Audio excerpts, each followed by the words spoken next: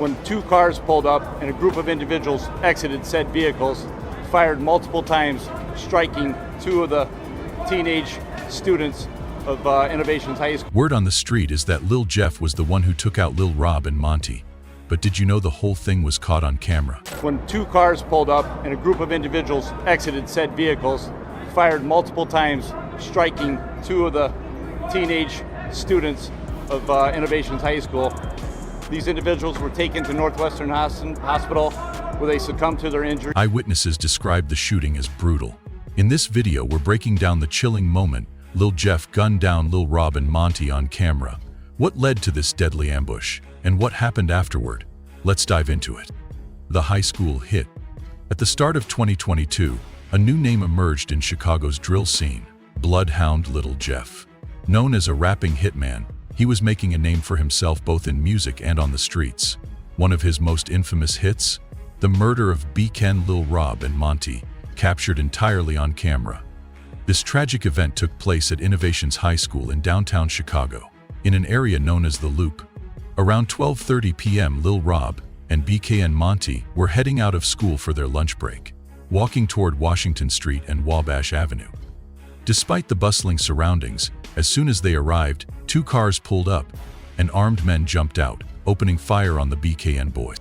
According to CBS News, the attack happened right by an elevator structure, just inches from the street. Surveillance cameras recorded the entire scene. The footage shows Lil Rob and Monty casually walking toward the elevator, completely unaware of the danger ahead.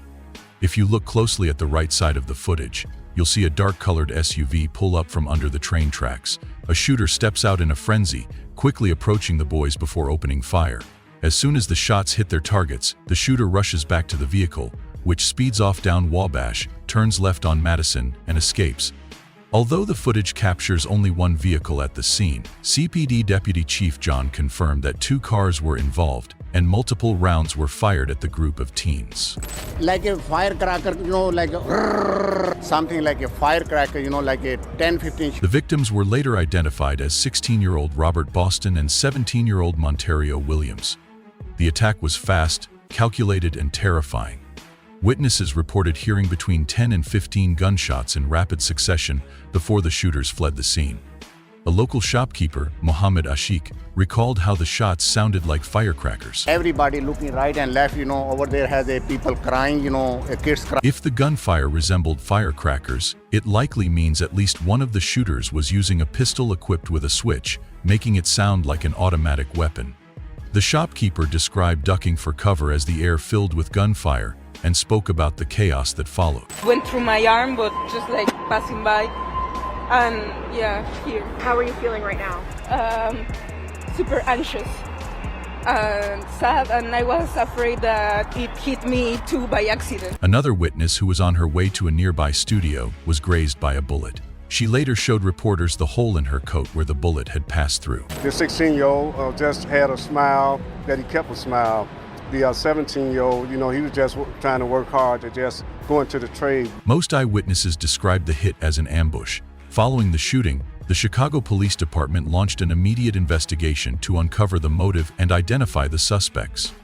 Meanwhile, the victims' families spoke about their loss, describing the boys as focused on school and learning a trade to build their futures. One family member shared how the 16-year-old always had a bright smile. I feel if I get mad enough, will start happening. Y'all know this by now.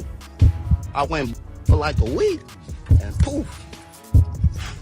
Gotta go after that one. Poof. I came back. Poof. A spokesperson for the families condemned the killings, stating that no one has the right to take a life in such a violent manner. He also revealed that one of the boys was about to celebrate his birthday before his life was tragically cut short. The double homicide at Innovations High School sent shockwaves throughout the city, leaving many residents fearful. Chicago Mayor Brandon Johnson released a statement expressing his condolences, saying, "My deepest condolences to their families and the Innovations High School community as they struggle with the unimaginable pain and trauma caused by this senseless act of violence."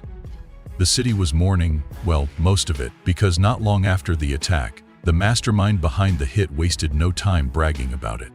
Lil Jeff hopped on Instagram Live, making cryptic comments hinting that he had just added 2 more bodies to his count. Have someone ever tried to take like some of your belongings from you? Now listen, I ain't gonna lie. A nigga did run off on me before. I will tell you that. Niggas did what they did. This comment was trying to explain what Lil Jeff was talking about. He spent a whole week feeling mad, angry, and depressed over the watches that were stolen from him. Eventually, he blacked out.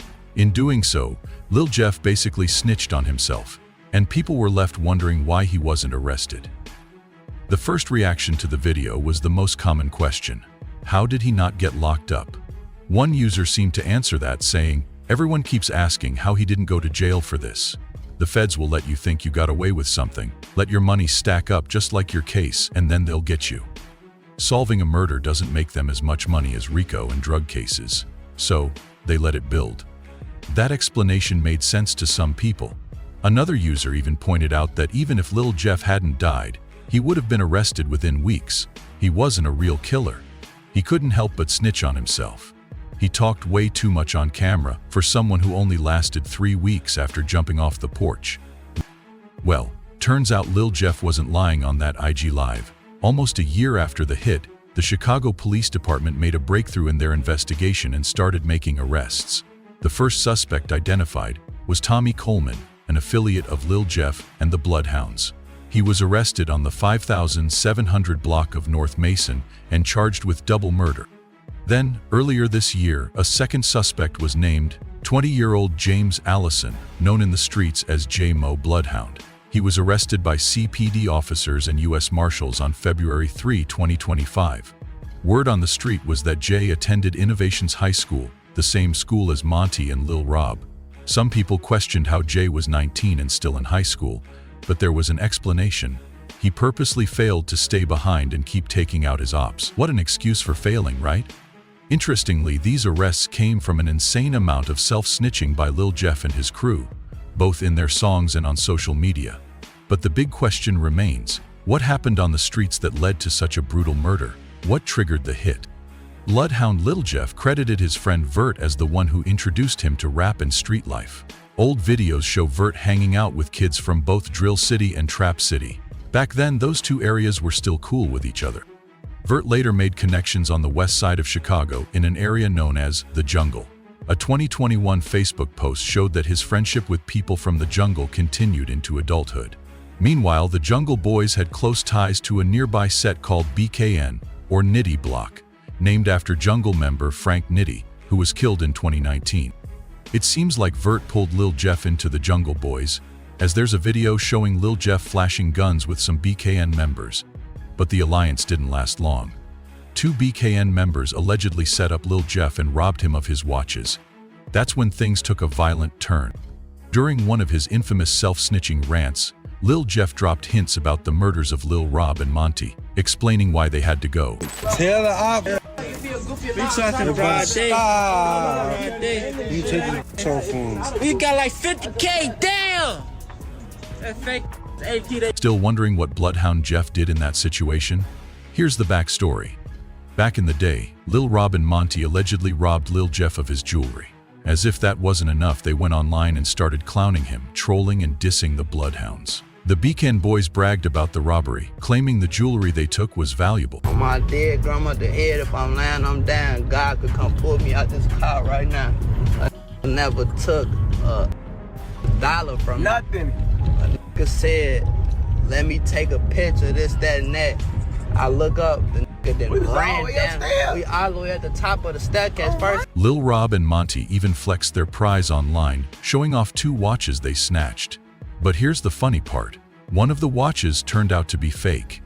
It was an iced-out piece, designed to look like an authentic AP timepiece, but a Reddit user quickly pointed out that it had a GLD logo on the clasp. GLD is an online jewelry store that sells plated jewelry, basically fake. When the news hit the streets, Lil Jeff quickly went on IG Live to deny everything. He claimed nobody took anything from him by force. According to him, the boys only wanted to check out the watches, but they ran off with them when he wasn't looking. Shortly after, a YouTuber named Word from the Trenches featured Monty and some BKN members on his vlog. During the video, they repeatedly flaunted the stolen watches and bragged about their operation. While on the vlog, Monty received a FaceTime call from Bloodhound Lil Jeff. In an intense exchange, Monty began by asking Lil Jeff, "Where the J at?" meaning where's the stolen jewelry. Then he proceeded to show off the watch he had taken from him. Throughout the vlog, the BKN crew did nothing but mock and disrespect Lil Jeff while taunting the entire Bloodhound gang. Fast forward to January 26, 2024. BKN Monty and another member of the BK or Jungle Boys went to Innovations High School in downtown Chicago. Little did they know, their lives would end there. That day they became another statistic on Lil Jeff's body count. But here's another question. What ultimately led to the downfall of the alliance between Drill City and Trap City, resulting in this violent feud? For Bloodhound Jeff, it all started with the death of his cousin Z-Money in early 2022. This loss triggered a shift in both his personality and his music, introducing a new sound into the Chicago drill scene. Bloodhound Lil Jeff credited his rap career to his friend Vert. However, it was his graphic lyrics and violent music videos that earned him attention and respect in the streets. Jeff was eager to rap about the violence he lived, making sure everyone knew he was a gangster. In one track, he rapped about his mother telling him she prays he makes it home every day. His response? That he was the one doing all the killing. However, once he realized how ruthless his lyrics were, he quickly backtracked, claiming it was all just music, just entertainment. But that's not the point. The track in question was a tribute to his brother J Boogie, who was incarcerated at the time. With J Boogie behind bars, Lil Jeff's cousin Z-Money stepped in to fill the role of an older brother. He took care of Jeff's dirty work, gave him the spotlight, and acted as his street mentor. But then, tragedy struck. In 2023, a decade-long alliance between Trap City and Drill City abruptly ended following the death of Z-Money, Lil Jeff's strongest support on the streets. On the afternoon of March 16, 2023, Z-Money met a tragic and mysterious end. Reports state that he was inside his car on the 1300 block of East 79th Street, near the 79th intersection in Kimbar. Parked in a lot near a dry cleaner's store, Z-Money's fate was sealed when another vehicle approached and opened fire on him. He was rushed to the University of Chicago Medical Center, but it was too late. He didn't survive. Z-Money's death was a devastating blow to the Bloodhounds, especially to Lil Jeff, who had relied on his protection since his brother's incarceration.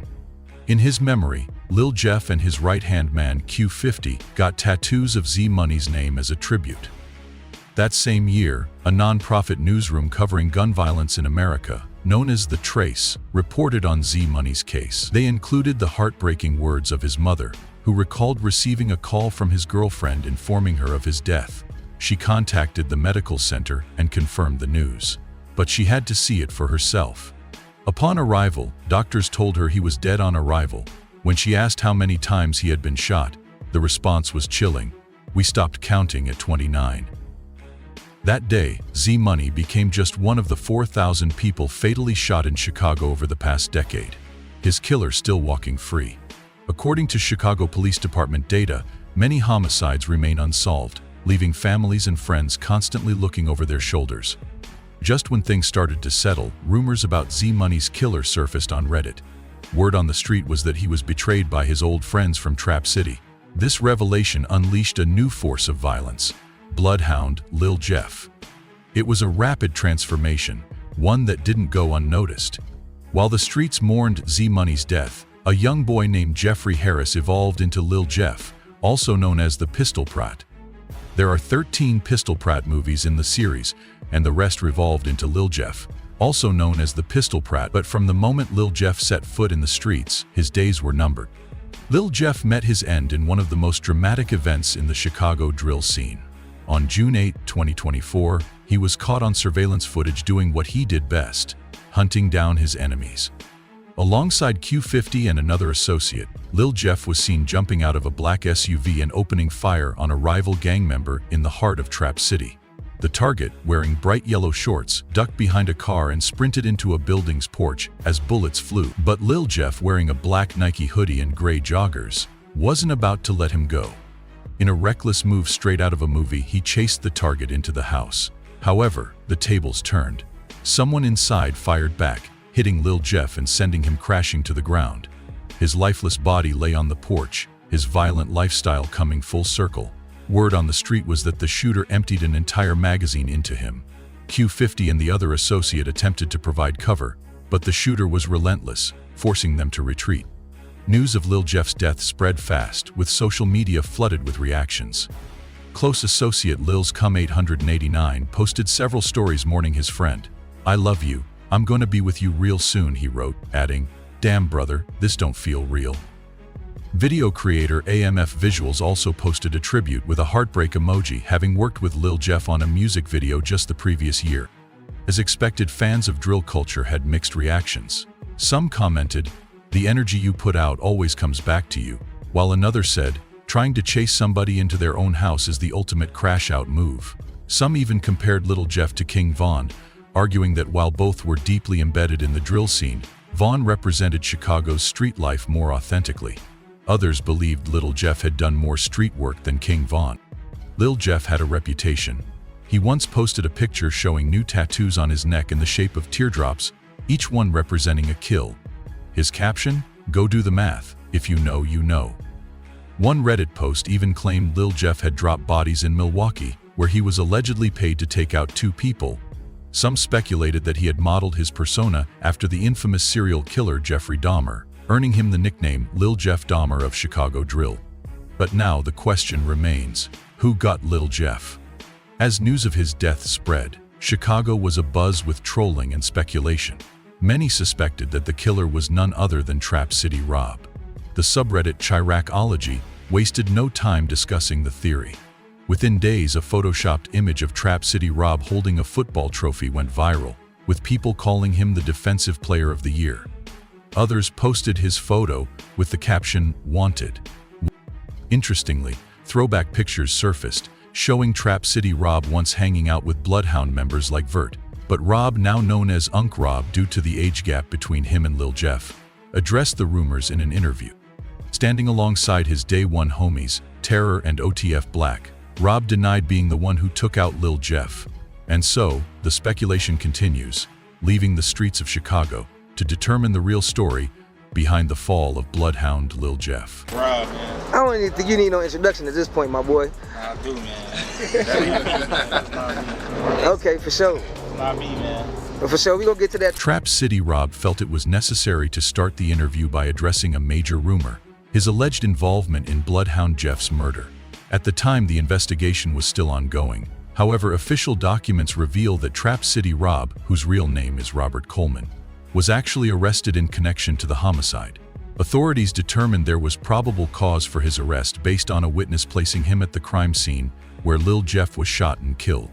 According to the documents, surveillance officers spotted Trap City Rob entering and exiting his apartment on S. Rhodes Avenue while carrying a black firearm.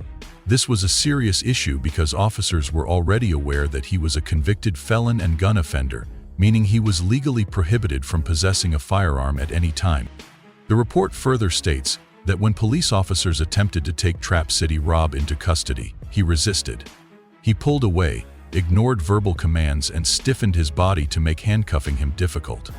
Because of this, officers had no choice but to use control techniques, including escort holds and an emergency takedown, to subdue and arrest him. Following his arrest, discussions and controversies exploded on Reddit. One user commented, "I don't know much about Illinois self-defense laws, but it's crazy to me that anyone would be charged with murder in this situation. Was it because they kept shooting him?" In a surprising twist, the investigation into Trap City Rob's alleged involvement in the homicide could not prove that he was the actual shooter. As a result, the murder charge against him was dropped. However, since he was caught with a firearm as a convicted felon, he still faced a weapons charge, which would likely land him some time in jail.